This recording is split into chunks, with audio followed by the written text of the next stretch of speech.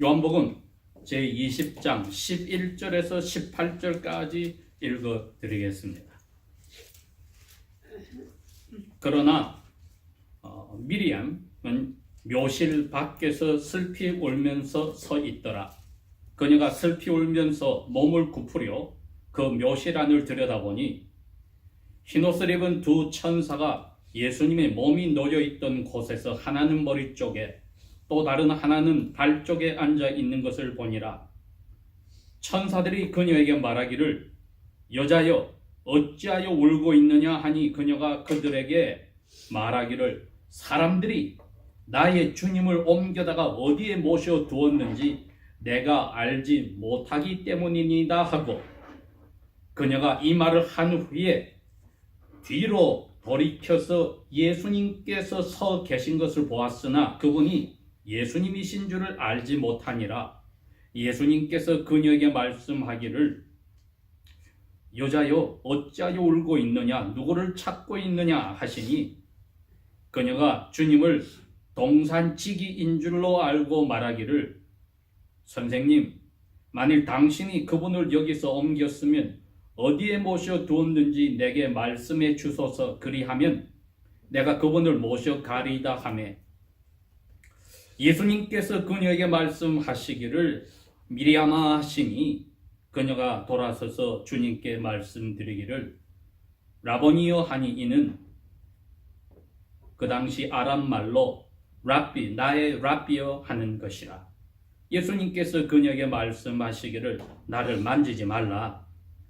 왜냐하면 내가 아직 내 아버지께로 올라가지 아니하였기 때문이라. 그러나 나의 형제들에게 가서 그들에게 말하기를 내가 나의 아버지 곧 너희들의 아버지요 또 나의 하나님 곧 너희들의 하나님께로 올라간다 말하라 하시니 막달라 미리암이 제자들에게 가서 자기가 주님을 본 것과 주님께서 자기에게 이 말씀을 전하셨다고 말하니라.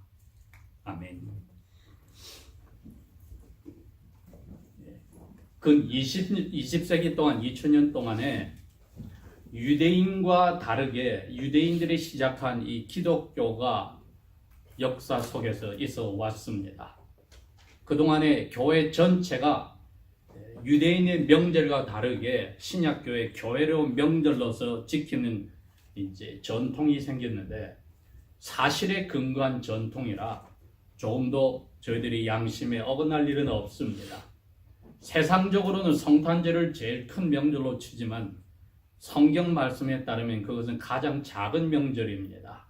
우리가 지금 읽고 있는 전도서에도 그런 말을 하지요. 잔치집에 가지 말고 상가에 찾아가라.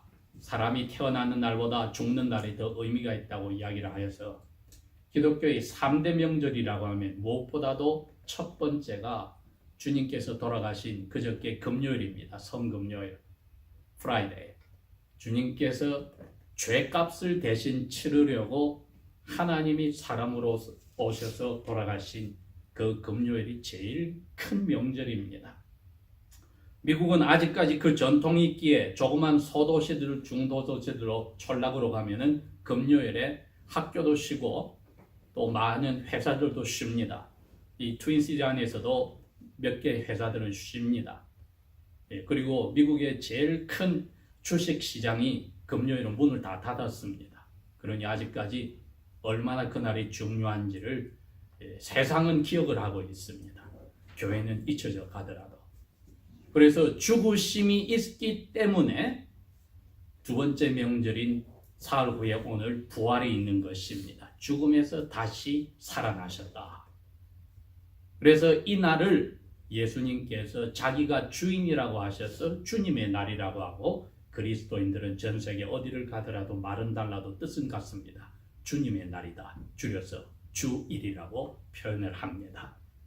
세 번째가 이제 예수님께서 태어나신 성탄절이 되겠고 그 성탄절 날짜가 가장 맞지 않는 날짜가 되었으나 가장 합당한 날은 주님께서 지난 주일날 예루살렘으로 들어가셨던 그날이 자기 생일이 분명히 33이나 36, 7 되는 생일과 같으니까 그때가 주님이 태어나신 날이 역사적으로도 맞는 날이 되겠습니다.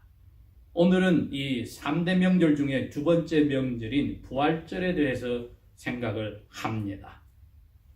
요한은 예수님의 12 제자들 가운데 가장 나이가 어린 사람이라고 봐도 무방합니다. 제가 말했듯이 예수님의 제자들은 털이 덥수룩한 아저씨들이 결단코 아니라 12사람 중에 한 사람만, 베드로만 나이가 20이 넘은 결혼한 사람이요, 나머지 11사람은 다 12살, 13살에서 16, 17밖에 되지 않았습니다. 그래서 3년 반을 예수님과 따라다녀도 예수님 돌아가실 때 20살 넘은 사람, 즉 성전 세금을 바쳐야 될 나이가 든 사람은 베드로 하나밖에 없었다는 것을 저희들이 알아야 합니다. 예수님께 가장 12 사도들 가운데 막내로서 사랑을 많이 받고 식사 때 예수님의 가슴에 등을 기대었던 요한이 오늘 예수님에 관해서 쓴 내용이 20장에 나와 있습니다. 특별히 이것은 사람이시요 하나님이신 남자 예수님과 어떤 여인과의 관계의 이야기입니다. 부활절 아침에 새벽부터 이 여인이 가장 이 세상에서 가슴 아프고 가장 비참하고 희망을 잃어버린 절망 속에 있어서 주님이 돌아가셨을 때부터 이 새벽 때까지 어떻게 그 시간을 보냈는지 스스로도 생각을 못했을 것입니다. 너무나 슬펐기 때문에. 사람들이 그렇습니다. 자기 손톱 밑에 있는 가시에 아픈 것이 다른 사람이 아무리 아프다 하더라도 상대가 되지 않습니다. 이 아픔이란 게 그렇습니다. 자기가 가진 그 고통은 다른 사람보다도 훨씬 자기가 더 강하게 느끼기 때문에 사람들이 가진 고통을 비교하기가 힘듭니다. 이 미리암, 영어로는 메리라고 표현되어 있지만은 한글로 마리아라고 번역했지만은 분명히 본문에 에르머로 예수님이 또 이 요한이 미리암이라고 썼습니다. 이건 히브리 말입니다. 뜻은 가장 비통하다는 뜻입니다. 성경에 이 미리암에 관해서 세 사람이 등장합니다.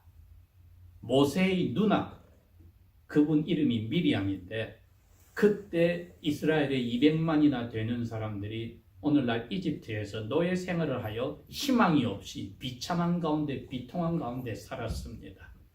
그런데 바로 왕의 공주에게 모세가 나일강에서 건져져서 양자로 입양이 되어서 유모를 찾았을 때 이 누나 미리암이 그 비참한 삶 속에서 모세를 바로 왕의 아들로 키우는 유모를 갖다 주고 모세를 만들어내는 공헌을 합니다. 즉 가장 비참하고 어려운 자리에서만이 이스라엘을 노예에서 하나님의 나라의 제사장의 나라로 만드는 지도자를, 구세주를 내세우는 자리로 갑니다. 첫 번 미리암은 비참함에서 지도자를 보호하고 제공했습니다.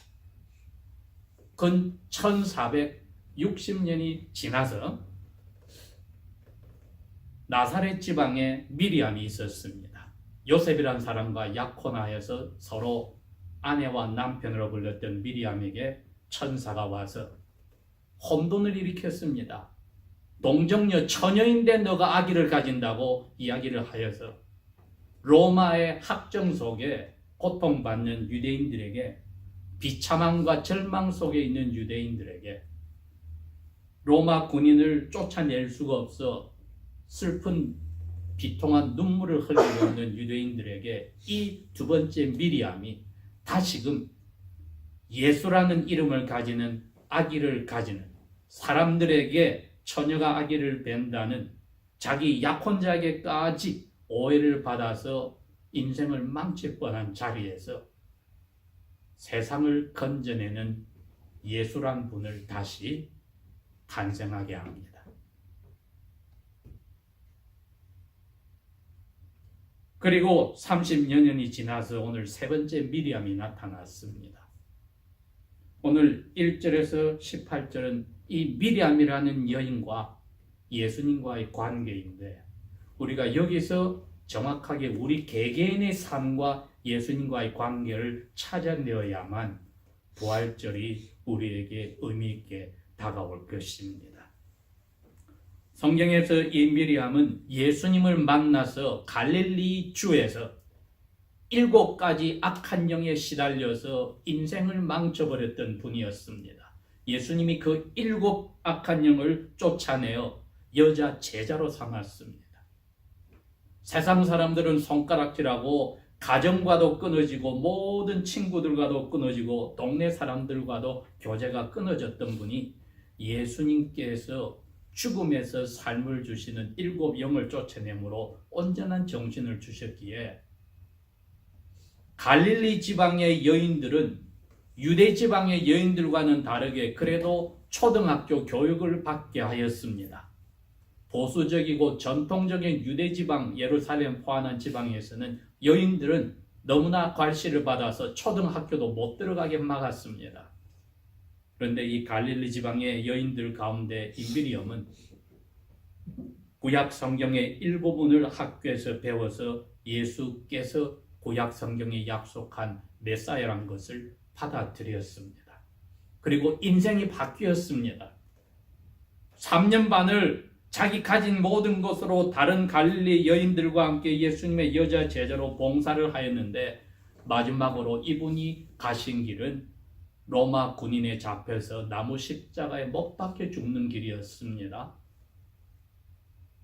제자들은 멀찌감치 보고 다 도망을 갔는데 여자 제자들은 저녁 해가 떨어지기 전까지 예수님의 시체를 요셉이라고 하는 부자가 자기가 죽으려면 들어가려고 바위 틈에다가 만들어 놓은 묘실에다가 장사 지내는 것을 거기까지 따라가서 보았습니다. 적어도 5명 이상의 갈릴리에서 온 여자 제자들이 따라갔는데 그 중에 이 막달라 미리엄도 있었습니다. 모든 제자들은 예수님 십자가의 달리심으로부터 해서 다 도망갔으나 이 여자 제자들은 묘실까지 첫 번 따라갔습니다. 그렇게 하고 집에 다 가서 향료들을 사서 자기들도 한번 예수님 시체에 마지막 존경하는 사랑의 표시를 향유를 발라주려고 규례대로 안식일을 지나고 이제 이틀 후 오늘 새벽에 해가 뜨기도 전에 집을 다 이 5명 이상이 떠났습니다. 품에 다 향료들을 가지고 갔습니다. 그런데 이분들이 이제 2번째 묘실을 방문하는데 문제가 생겼습니다. 왜? 금요일 해 떨어지긴 보니 로마 군인들이 어마어마하게 큰 돌로 묘실 입구를 막았기 때문에 걱정합니다. 그 돌을 누가 굴려낼까? 그런데 이분들이 떠나기 전에 밤새 하나님이 가벼운 지진을 묘실에 일으켜서 돌이 굴러가게 하였습니다. 그 앞을 지키던 군인들이 땅에 엎드려져 죽은 사람처럼 되었다고 했습니다. 그런데 천사가 굴려놓은 그 큰 바위 위에 흰옷을 입고 앉아있고 군인들은 도망가 버렸다. 여인들은 그 사실도 모르고 누가 우리를 위하여서 묘실에 돌을 굴려낼 수 있을까 하고 가서 보니 묘실이 뻥 뚫려 있고 해는 떴습니다. 성경에 해가 떴다고 했습니다. 그 순간에 이 막달라 메리엄은 돌이 굴려진 것만 보고 돌아서서 예루살렘 도시로 달려갔다고 했습니다. 그래서 시몬 베드로와 요한에게 가서 이야기를 했습니다. 누가 주님의 시체를 훔쳐갔습니다. 묘실이 지금 확 열렸습니다. 나머지 여자들은 묘실 안으로 들어가서 천사들을 만났습니다. 천사들이 그랬습니다. 너 갈릴리에서 예수님의 제자가 되었을 때 예수님이 이야기해 준 적이 있어. 가이사랴 빌립보라는 데에서 내가 약 4개월에서 6개월 지나면 예루살렘으로 마지막 여행을 갈 때 거기서 지도자들에게 죄인들에게 잡혀서 내가 죽을 거야. 그리고 사흘 만에 무덤에서 일어날 거야. 한 거 기억나? 이제 너희들은 여기 있어서 안 되고 제자들에게 그 말 해주고 갈릴리로 예수님이 먼저 가신다고 했으니 거기서 만나야 돼. 여자들은 그 말을 듣고 이제 예수님의 제자들을 찾아다녀야 됩니다. 왜? 제자들이 한 곳에 다 갇혀 있는 게 아니라 다 걸어만 날 살려라. 각자 도생입니다. 자기 각자 살겠다고 다 숨어 있기 때문에 여자들은 이제 예루살렘으로 떠나서 그 소식을 전해줘야 되는데 너무나 황당한 일이라 자기들도 두렵고 믿어지지가 않았다고 했습니다. 여기 막달라 미리는 요한과 베드로에게 이야기를 했습니다. 무덤이 비어서 시체가 없어졌다. 왜 무덤에 갔습니까? 시체를 어떻게 하든지 만나보려고 갔습니다. 우리가 오늘 첫 번째 생각할 게 이겁니다. 오늘도 하나님께 예배하러 온 많은 그리스도인들이 지난 2000년 동안에 무덤에 죽은 예수님을 보러 오는 사람들도 있다는 것입니다. 즉 부활의 능력을 부정하는 사람들입니다. 종교 예식은 하고 그것을 하였다고 마음에 미루는데도 부활의 힘을 믿지 않아서 과거나 현재가 하나도 바뀌지 않는 사람들입니다. 예배당에 올 때 가진 걱정, 의심 떠나서도 그대로 가져가는 사람들입니다. 예배당에 올 때 자기가 원하는 거 하나님 앞에 가진 거 떠날 때 그대로 무당에게 찾아가서 복수를 빚고 하는 것과 똑같은 입장으로 하는 사람들은 부활의 능력을 부정하는 사람들입니다. 세상 사람과 똑같이 6일 동안 살고 예배당에 와서도 무당에게 찾아가는 예수 무당을 찾는 사람에게는 부활의 힘이 없습니다. 부활의 힘은 없는 데서 있는 것을 만들어내신 말씀으로 말의 힘으로 없는 것에서 있는 이 세상의 모든 것을 보이는 보이지 않는 것을 만들어낸 그 힘인데 아직까지 우리가 주일마다 예배하러 올 때 마음속에 이 힘을 믿지 않는다면은 우리는 불행하게도 예수님을 배반한 가룟 유다와 다를 것도 없고 십자가에 달리실 때 다 도망간 이 11 사도들과 다를 바가 없습니다. 심지어 사랑한다고 해서 무덤에 두 번째까지 찾아간 여자들에게도 부활의 힘을 믿지 않는 안타까움이 있었습니다.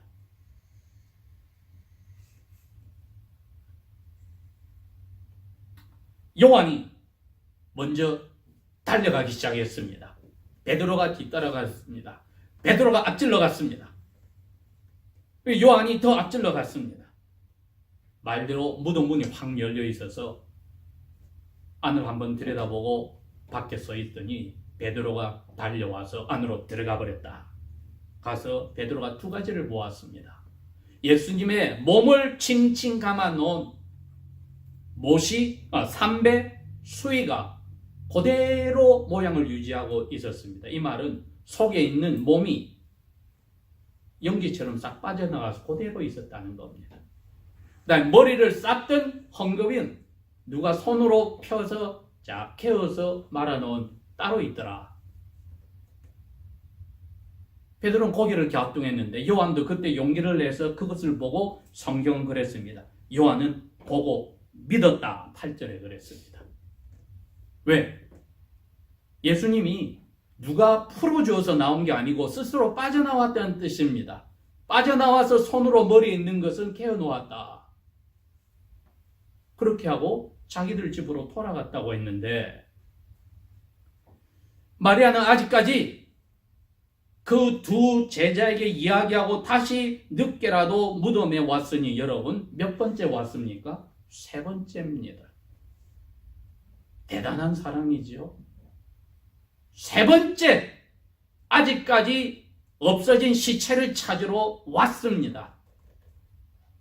그때야 마리아는 두 제자가 이미 보고 떠난 후에 들어갔다. 11절이 그 이야기입니다. 마리아는 묘실 밖에서 슬피 울면서 서 있더라. 그녀가 슬피 울면서 몸을 굽으로 그 묘실 안을 들여다보니 그때야 자기 눈에 흰옷을 입은 두 천사가 예수님의 몸이 놓여있던 위쪽에 하나는 머리 쪽에 하나는 발 쪽에 앉은 것을 보았다. 세 번째 가서 드디어 자기 눈에 천사들이 보였다. 천사들이 그녀에게 말합니다. 여자여 왜 울고 있니? 그들에게 말합니다. 사람들이 내 주님 시체를 가져갔어요. 어디 두었는지 몰라요. 그래서 슬퍼서 울어요. 이건 시체놀이입니다. 이 사랑은 슬픈 사랑입니다. 그렇죠? 이루어지지 않는 사랑입니다. 산 사람과 죽은 사람과 이게 무슨 의미가 있습니까? 지금 마리아가 그 자리에 간 겁니다. 미리암은 비참함의 이름대로 아직까지 그것을 더 가지고 있습니다. 제자들이 왔다가 지나가도 자기는 아랑곳 없이 죽은 예수 시체를 봐야겠다. 14절. 그렇게 하고 고개를 돌렸더니 어떤 분이 뒤에 있어요. 그럽니다. 예수님이 그분이 그래요. 당신 여자여 왜 울고 있어? 누구 찾아? 그녀는 그분이 묘 전체의 동산을 지키는 묘직인 줄 알고 말합니다. 선생님, 당신이 이 주님 시체 어디다 가져갔어요? 저한테 알려주세요. 제가 가져갈게요. 이건 뭐 한국의 어떤 그 코리안 드라마나 미국 드라마보다 대단한 순정파지요. 그죠? 시체를 가져가겠다. 세 번째 찾아와서 자기 소원을 이룰 것 같았습니다. 오늘 저희들이 한 이 모든 주제의 제일 중심 말이 그 다음에 나옵니다, 여러분. 16절에 예수님께서 그분에게 이릅니다. 미리암아. 이거야말로 지난 3년 반 동안에 예수님과 미리암이 일반 대화를 나눌 때 하던 호칭입니다. 미리암아. 비통함, 비참함이라는 뜻을 가진 미리암아. 이게 유대인들이 쓰는 아람 말입니다. 아브라함이 썼던 말입니다. 미리암아. 그러니 이분이 평소에 예수님을 뭐라고 불렀습니까? 레보니. 네, 라비어 불렀거든요. 그래서 레보니 그랬습니다. 세 번에 걸쳐서 3-4번 만에 참된 사랑의 대상을 살아서 만났습니다. 이게 세 번째 미리암이 초상 미리암 2번과 같이 자기도 비참함에서 살아있는 예수님을 죄에서 이제 자기가 건짐을 받은 예수님을 선물로 받았더라 이겁니다. 무덤 밖에서 미리암은 울면서 시체라도 만져보려고 하는 소원을 가지고 사는 것이 오늘날까지 많은 하나님의 자녀들이 시체놀이에 전념하고 있는 것과 다를 바가 없더라. 울고서 무덤 가에 있으면 뭐합니까? 천사들이 다른 여인들에게 뭐라고 했습니까? 갈릴리로 가야 돼. 예수님이 지금 거기 가실 거야. 너희들보다 먼저. 할 일이 태산 같은데 왜 시체를 찾고 있냐 이겁니다. 저희들의 삶이 예수를 믿기 전과 믿고 후는 낮과 밤처럼 달라야만 합니다. 왜 무덤 밖에서 우리는 어떻게 해야 할까 질문을 던져보지 않습니까? 우리는 아직까지 시체를 보러 주일 예배하러 오는 게 아닙니다. 시체놀이를 하는 게 아닙니다. 감상에 젖어서 옛날에 사랑했던 주님을 한번 보겠다는 게 아니라 사랑 관계가 아니라 내 영혼이 죽었다가 살아나서 죄가 사라졌다고 하는 모든 슬픔과 걱정과 근심이 우리를 따라다니는데 제일 마지막으로는 사탄이 우리를 억누르는 게 죽음입니다.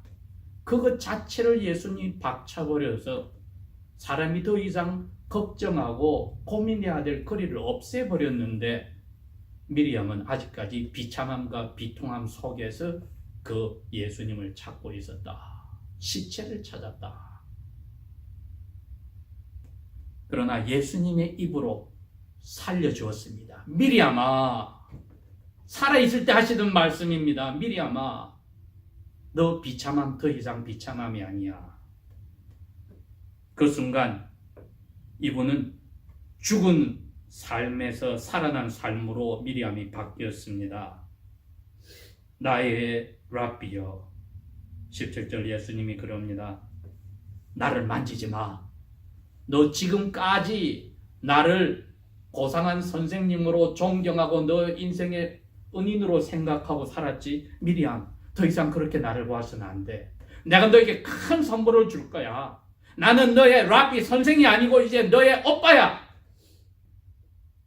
제자들과 함께 너 이제 하나님의 가족이 됐어. 왜? 죄가 없으니까 죄 없는 하나님을 아버지로 보신 가족이야. 너희는 하나님의 가족이야. 죄 없는 천사도 가지지 못한 특권을 너는 이제 가져. 너는 내 동생이야 이제. 예수님이 그럽니다. 내가 아직 아버지께 안 갔어. 그러나 나의 제자들에게라고 되어 있습니까 여러분? 나의 형제들에게라고 되어 있습니다. My brothers. 내 형제들에게, 내 동생들에게 가서 그들에게 말해. 나 랍비 예수가 나의 아버지, 그리고 너희들의 아버지, 나의 하나님 곧 너희들의 하나님. 우리 이제 한 가족이야. 왜? 내가 그 죄값을 금요일날 없앴잖아. 죽어서 정리됐어. 살아나서 너희들 보고 이제 새로운 이름을 주는 거야. 미리암, 너 빅터니에서 그게 없어. 너는 비참이 없어. 너는 생명이야 이제. 그래서 이 봄은 죽음 같은 겨울을 지나고 온 것이 예수님이 돌아가시고 봄을 살리신 것과 너무나 잘 맞는 계절입니다.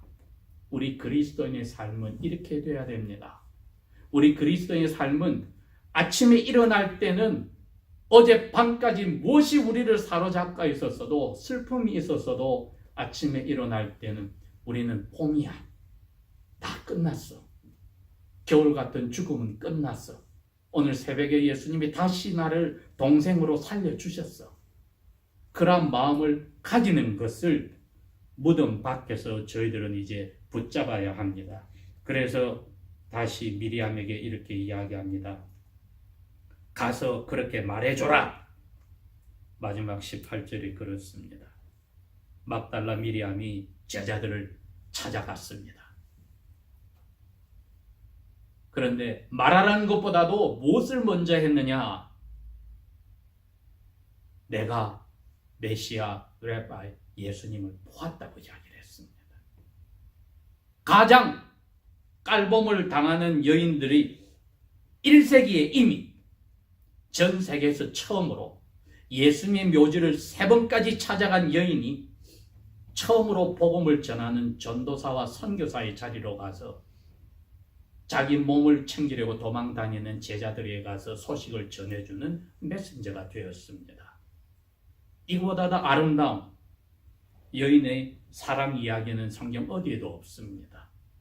그리고 이 비참함이 자기 인생 전부였던 분이 생명인 예수님을 자기가 체험하고 전해주는 첫 번 선교사가 되었고 전도인이 되었다는 것은 오늘날 우리에게 무엇을 시사합니까?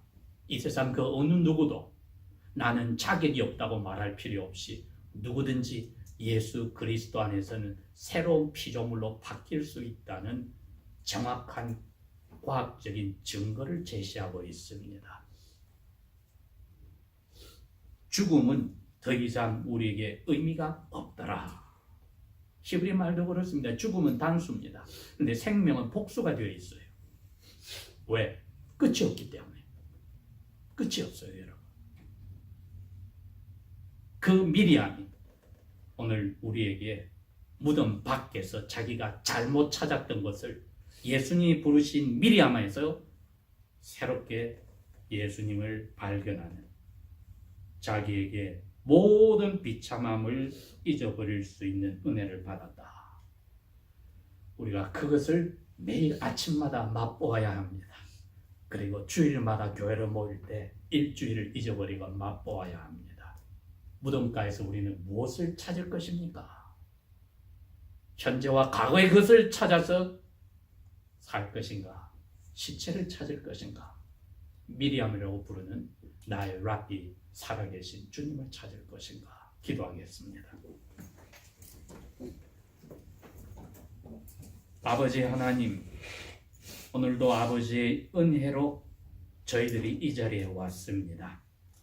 우리에게 어두움이 있고 불안이 있고 걱정이 있고 근심이 있고 좌절함이 있다 하더라도 예수 그리스도께서 모든 것을 이겨서 죄까지 해결하고 육체적인 죽음도 해결하여 영적인 삶을 주셨으니 이러한 기쁨이, 희망이, 이에 대한 믿음이 우리의 삶 속에서 영원히 넘치는 샘물이 되도록 성령이여 우리를 사로잡아 주십시오. 예수님 이름으로 감사 기도합니다. 아멘.